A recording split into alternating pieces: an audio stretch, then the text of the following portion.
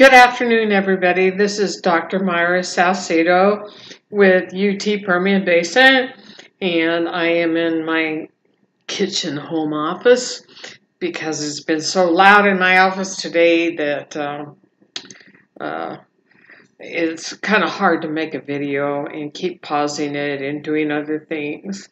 But I promised you a video to help everybody make it to the finish line these last few weeks. This has been an amazing class, and I am sorry I have not made more videos and done FaceTime with some people. I have met some of you in my office that are in Odessa or Midland or on campus.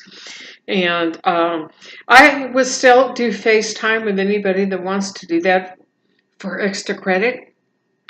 Don't tell anybody out for extra credit, but I do.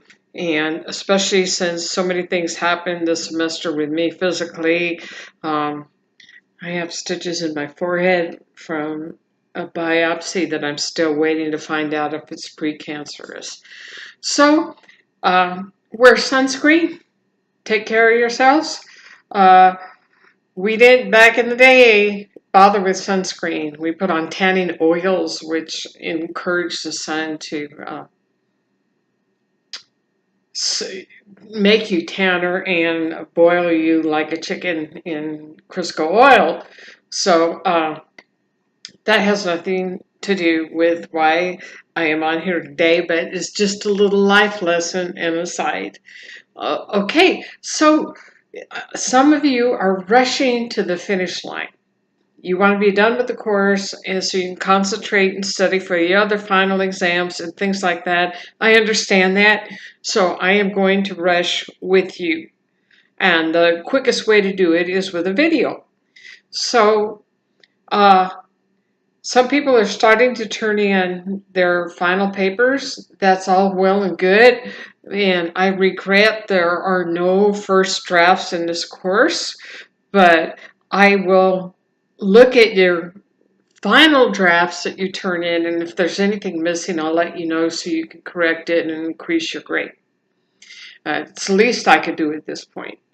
The final exam, don't stress over it. Don't stress over the final exam. It's 10 questions, 10 points each, and I am going to tell you what to study for half of the questions.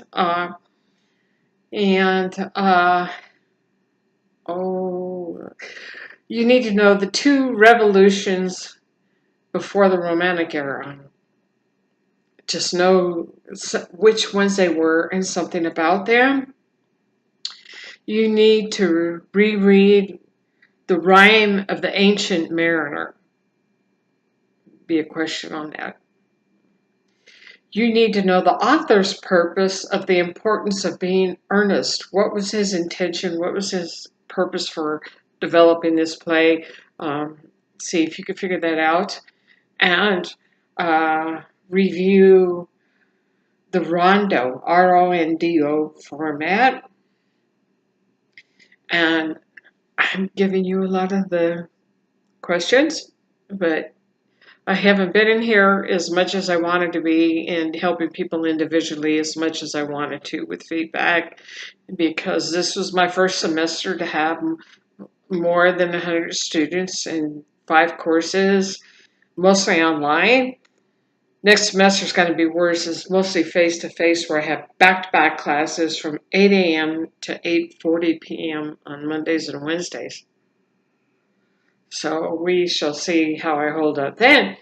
But I am used to doing other things, like handling the student newspaper, and I was a newspaper journalist for 14 years for a Texas daily newspaper in the Hearst Corporation. And this was my first time to try to balance 5 courses and 127 students, and it's just been wow. Some people need individual help, and if you do, you can FaceTime me still. We have a couple weeks left, and part of what I'm going to say here is I will be in this course past the last class day, which is May the 2nd, and accepting revisions on papers where your grade is weighted the most, and work with everybody that I can. So, with your final papers, you have to find a theme that you can carry through the Edwardian.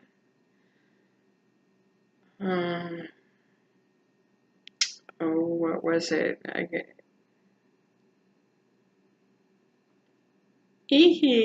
got to remember the periods. Well, Edwardian, modern, and postmodernist periods. See, I'm teaching American literature also, different time frame, and 1302, and I teach graphic novels and all kinds of other things. So I have to think, which period is this particular paper? And it's Edwardian, modern, and postmodernist. Of course, postmodern, you're largely limited to Harry Potter and the Sorcerer's Stone, and you're even more limited to including that because you need 3 genres, like a novel, a poem, non-fiction, in fiction, columns, different things that people wrote. You need 5 different genres, which is just means types, categories of literature. That's what a genre is. Science fiction is a genre. I consider graphic novels a genre, which we did not have in this course, but I love to teach. So,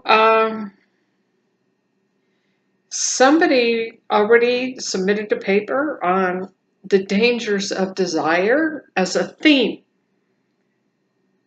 It's great. It's a great theme to carry over those 3 periods of time and to find 3 genres on the dangers of desire.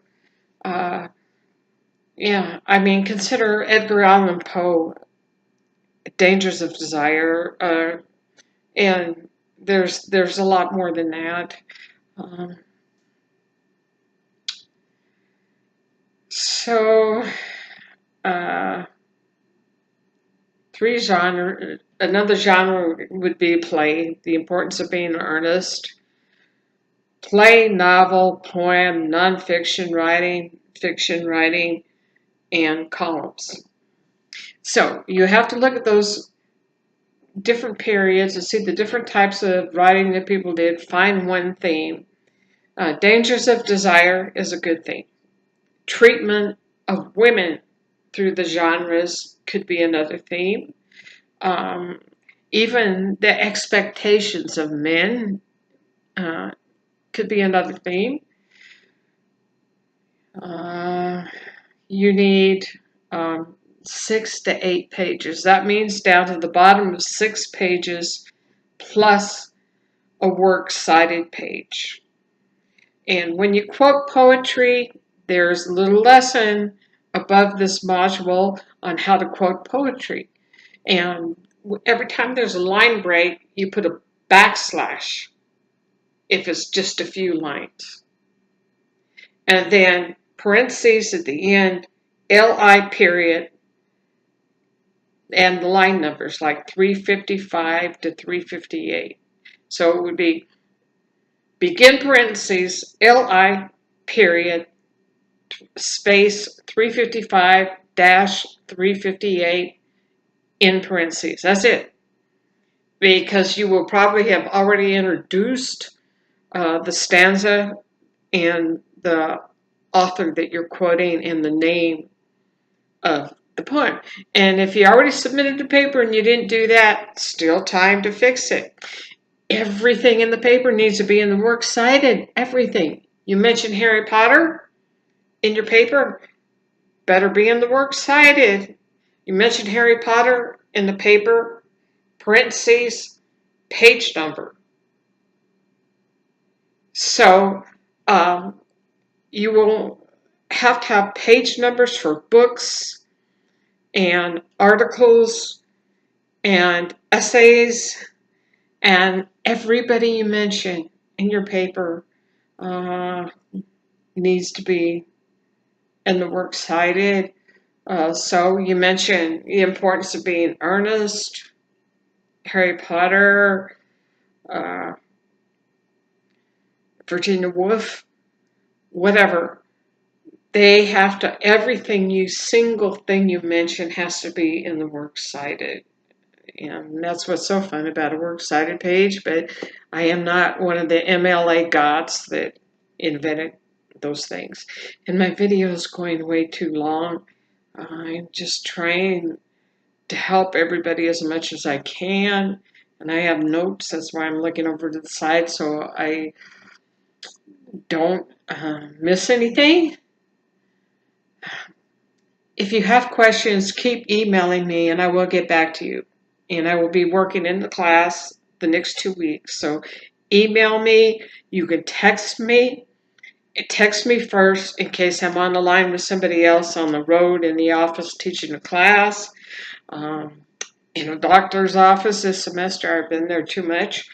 So please get back to me and I will help you as much as I can to get the best grade that you can and to get the best knowledge that you can so you can exit out of this course knowing how to cite poetry, knowing how to cite narrative, dialogue, and write a academic research paper.